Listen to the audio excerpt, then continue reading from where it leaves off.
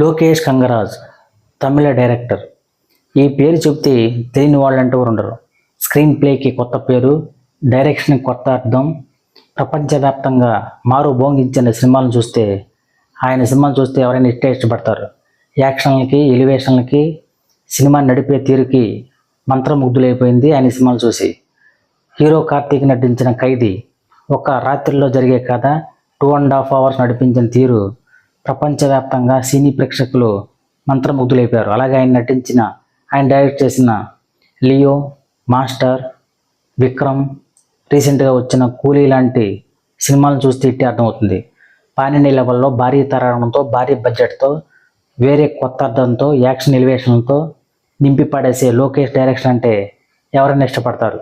అలాంటి లోకేష్ కంగరాజ్ ఆయనే first time నటిస్తూ ప్రేక్షకుల ముందు రాబోతున్న సినిమా DC.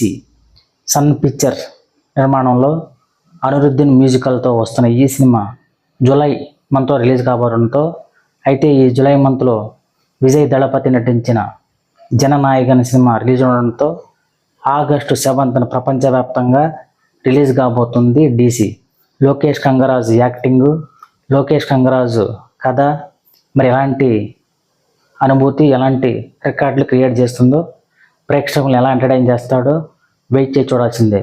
ఇంతకుముందు పెద్ద పెద్ద హీరోలతో డైరెక్ట్ చేసిన ఈయన ఫస్ట్ టైం ప్రేక్షకుల ముందుకు వస్తుండో భారీ అంచనాలు నేను చెప్పాలి. లోకేష్ కంగరాజ్కి ఆల్ ది బెస్ట్.